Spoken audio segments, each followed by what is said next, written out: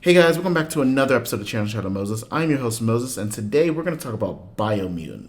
Now, Biomutant was developed by Experiment 101, a small indie company. However, it was published by THQ Games. And this game has been in development for a long time. I've been waiting for this game for years, actually. So I was pretty excited to finally get my hands on it a few days ago. And while I am not close to beating the game, this is more of a first impression, not a really full on review. So I'm pretty sure most of the things I'm going to say will stick, but some numbers subject to change as the game progresses on. Normally, I like to talk about what I really liked in this game, what I thought was so-so, and what did not work, just to me, usually in that order. But with this game, I might be a little all over the place, and that's kind of because this game itself is kind of all over the place. So right off the bat, this game starts off with who I'm just going to keep calling him Rocket Raccoon because that's all I can think of when I see him. So this game starts with you making a character and creating your own Rocket Raccoon-like character, which I actually like the character creation. I thought it was more in depth than I was expecting it to be. You can change his color, you can change his style, he can look a little weird, or he can look almost kind of badass. So the character creation pretty good. You can change your character's stats. You can make him more of a thief or a assassin or a gunslinger or whatever you want. So in the beginning of the game, it definitely grabbed my attention. It was pretty thorough in the open world JRPG customer character creation, the world building, all that stuff. So right off the bat, I was pretty impressed. And right off the bat, the game just looks aesthetically pleasing. It looks really nice. I know everyone has their benchmark of what makes game graphics look really good. It could be like, wet concrete or snow. I love open field, just a lot of grass. That's one of the things that drew me into something like Ghost of Tsushima. It just looks great to me. And this game, while it doesn't look that good as Ghost of Tsushima, I enjoyed a lot of this game so far. So right off the bat, the character creation, the graphics, checking the right boxes. And then we get into the narration. And take this as you may love the narration. It's kind of a Bastion like final arc of Hunter x Hunter kind of narration kind of thing. It's consistent. And personally, I don't like it, but I'm not going to knock off points for the game. But I definitely did want to mention that it's almost of a third person, fourth wall breaking kind of narration in a way. But that's fine. That doesn't take away points from the game. What starts to take away points from the game to me is the combat. And I think what the issue is with a lot of this game, and what I'm going to say in a lot of these points is, a lot of this isn't objectively bad. I think a lot of this is subjective. And for me, it just did not hit a lot of the points. So when I go into combat, there's some games where if you don't lock on, it can still work. I don't think this is one of the games that does that. This game, you can't really lock on to enemies. So when I'm using a gun or a ranged weapon, it kind of sucks. I always choose a mage. It's what I have fun playing the most in any MMO or any open world RPG. So constantly missing, or I can't dash and shoot these magical beams or electricity or whatever. It kind of sucked. I wasn't really happy about that. It got to the point where I just said, I'm just gonna start beating everyone up.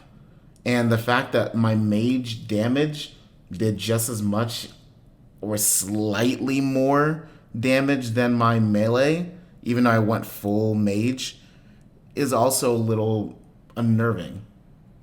When you're hitting the enemies, the game just feels flat. It doesn't give you that giant pop. When you're fighting enemies in Bayonetta or Devil May Cry or even Dark Souls, you feel the hits. This one, it feels like a wet noodle hitting a body.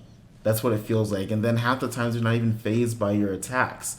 They just kind of take them and then hit you out of it. It's almost like they don't have damage frames. And sometimes the invincibility frames in this game aren't great either. So I think the combat is very unpolished for a game that took them this long.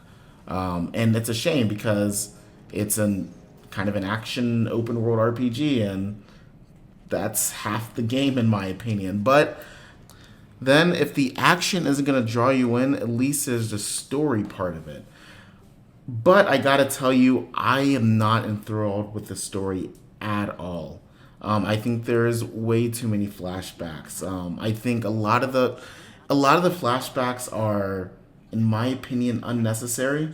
I know early on you go to your village as a kid a lot, and it's supposed to make you feel something for the characters in there, but I don't even remember their names. I thought a lot of the flashbacks just go on way too long and they do not give you the emotional value that I think the creators are really going for. So I just found myself wishing that there was a skip button, but just having to suffer through it all. But getting back to the actual story, your main point of the story is essentially to save the world. You're trying to unite these two clans that have been at odds for however many years. You join one of the clans, and your goal is to pretty much capture outposts, join clans, save the Tree of Life. I got that name wrong. And stop the world enders from destroying the world. So you're supposed to save the tree and stop the monsters while uniting the clans. Not a bad premise, but I didn't care for most of it. And like I said, I didn't get super far in the game. I'm not really far in the game, but just for everything I've played, the combat that I've played, the story, it doesn't draw you in your first 5 or 6 hours. I'm just doing a bunch of repeatable quests and predictable side missions with no character investment of not only my own but any other NPCs. Again, I don't know anyone's name. And I watched my mom die in the game and I still don't remember her name. But it's funny because while I say this, and while I've just been kind of crapping on the game for the past 8 minutes, I don't think it's a terrible game. And I say that because I don't think it necessarily does all those things I said badly. I just think it does everything okay, leading to just an okay game. The presentation for the first 15 minutes of how a character creation, and all that stuff should be is really nice. I mean, this game even has gear creation, gear customization, crafting, armor crafting to make yourself look as cool as you want that character to be.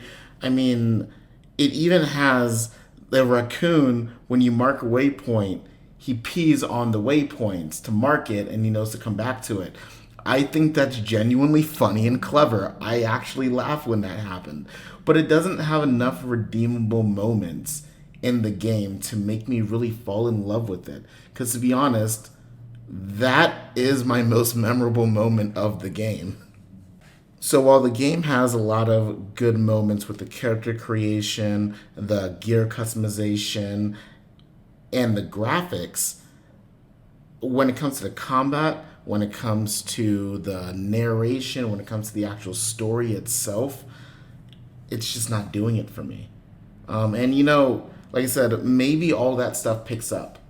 Maybe it gets much better down the line, but I'm not sure how much more I want to play to get a return on my not only time but monetary investment here. Because full price, I can't tell someone to say, yo, go buy this game. It's really worth it. I would say right now to me it's about 30. But I mean, maybe that changes down the line, like I said. What do you guys think? Have you guys played this game? Have you guys gotten much further than I have? And if so, let me know how you guys feel about it. Let me know in the comments. Thanks, guys. Don't forget to like and subscribe. I'll catch you later.